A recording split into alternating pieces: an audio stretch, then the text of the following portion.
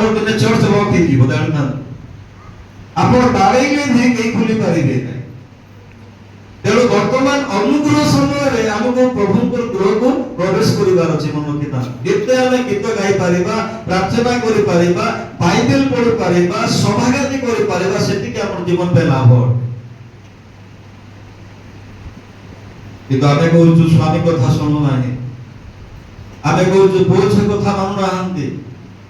ମୁଁ ବୁଝିପାରେ ନାହିଁ, ଆମେ ମଲ୍ ଗଲେ ବହୁତ ସୁନ୍ଦର ରେଡି ହେଇକି ଫିଟଫାଟ ହେଇକି ପଳେଇ ଯାଉ, ଭୋଜି ଖାଇବା ପାଇଁ ଆମେ ବିଫୋର ଟାଇମରୁ ପଳେଇ ଯାଉ, କାହାକୁ ଯଦି ମିଟ୍ କରିବାର ଥିବା ଆଗରୁ ଅଧା ଘଣ୍ଟା ଆଗରୁ ପଳେଇ ଯାଉ, କିନ୍ତୁ ପ୍ରଭୁଙ୍କ ପାଖକୁ ଆସିବା ପାଇଁ କାହିଁକି ବିଳମ୍ବ କରୁ? এই କଥା ମୁଁ କେବେ ବୁଝିପାରେ ନା। ଆମେ କଣ ଭାବୁ ପ୍ରଭୁଙ୍କୁ? ଆମେ କେବଳ ଭାବୁ ପ୍ରଭୁଙ୍କୁ ଯେ ପ୍ରଭୁ ସ୍ୱର୍ଗରେ ଅଛନ୍ତି, ସେ କିଛି କରିବେ ନା। ପ୍ରଭୁ କରନ୍ତି କାମ, ମନେ ରଖିଥିବେ, କାନ୍ତି କାମ କରନ୍ତି। ଆମର ଏଇ ମଣ୍ଡଳରେ ବହୁତ କିଛି ଆଶ୍ଚର୍ଯ୍ୟ କର୍ମ ଆମେ ଆଖିରେ ଦେଖିଛୁ ଆଉ ଦେଖୁଛୁ ଆଜି ବି। ଆମେ କହିପାରିବା ଯେ ପ୍ରଭୁ ଆମର କାମ କରୁନାହାନ୍ତି ବୋଲି।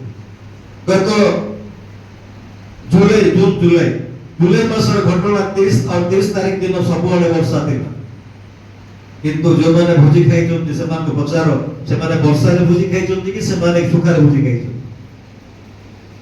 କେମିତି ଭୋଜି ଖାଇବେ?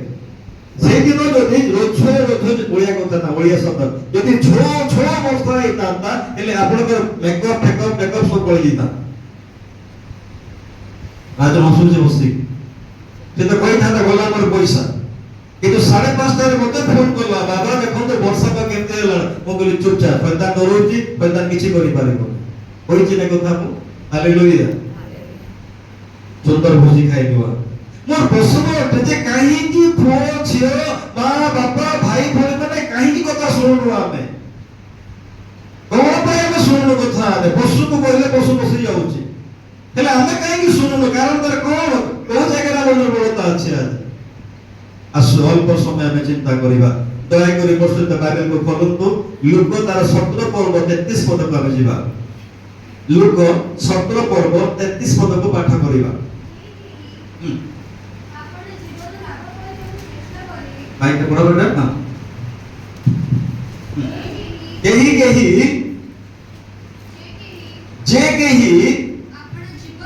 ଆପଣ ଜୀବନ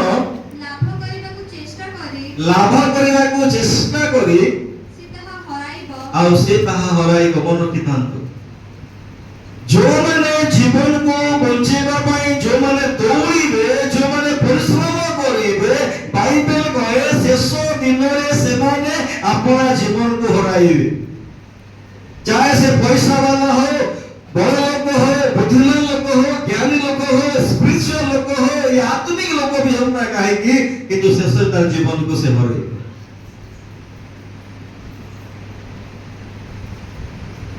मतलब सुपरस्टार जो काली जो मल्ला हीरो इतना पाकर बहुत पैसा थिला, पहुंचे जे था मरण समस्त तरफ सुनिश्चित। किंतु बाइबल कहे जो माने प्रभु को पाखरे रहते, बाइबल कहे से मान को प्रभु दीर्घायु जीवन दियते लिखाई।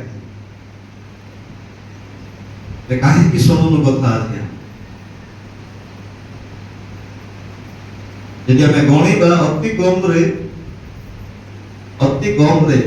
40 ରୁ 45 लोग पटे चढ़ से बसी जुआ नहीं हो जो किंतु भोजी रे हिसाब केते हुए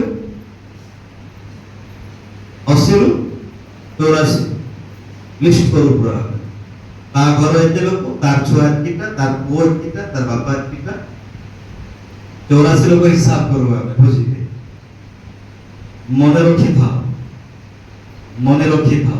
आज भोणी भी गीत गाउतले, प्रभु हमारा उठना और बैठना को भी जानता है, तुम्हारा विचार को भी प्रभु जानता है। Hallelujah hallelujah hallelujah hallelujah. एवासु को परिवार विषय में चिंता करिबा। आदि पुस्तक 6 पर्व 9 पद को जीवा में। आदि पुस्तक 6 पर्व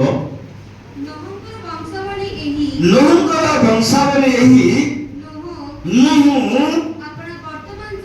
अपना वर्तमान समय रे लोकमान को मध्य रे धार्मिक और साधु लोग थिले। लोग कौन थिले? बाइबल कहूची धार्मिक साधु लोग थिले। नोह जीवन को जिते लोक माने देखुतले नोह अन्यमान पे चिंता करुतले आ बाइबल को से जुगर से समय जड़े धार्मिक और साधु लोक थिले साधुर परिवार केमती हेबा कथा साधुर परिवार साधु हेबा कथा नहीं बाइबल कहे नो धार्मिक थिबा द्वारा प्रभु कहले नो आ एई लोक मान को शिक्षा दियो नै एई लोक मान को वाक्य कहले कारण तार 6 पर्व आदि पुस्तक 6 पर्व 5 और 6 पद को पढोटा अनंतर सदा प्रभु देखिले जे पृथ्वी रे मनुष्य दुष्टता अति बड़ सेति प्रभु जे एई जुग वर्तमान जुग रे नो धार्मिक साधु पवित्र लोक अटे हालेलुया हालेलुया हालेलुया हालेलुया आपे कोन कहिले प्रभु देखंतु नहुंतु और ताहार हां अंतःकरणर भावनार प्रत्येक कल्पना और तार अंतःकरण भावनार प्रत्येक कल्पना अविरत मंद अटे काहार मनुष्य मान कर मन रखी देबो ए मनुष्य मान को जो प्रभु सृष्टि करले तैयारी करले आ ताकर जो भीतर जो फिट करले जो हार्ट ना से हार्ट भीतर कोन अछि मंदता दुष्टता जति पाई प्रभु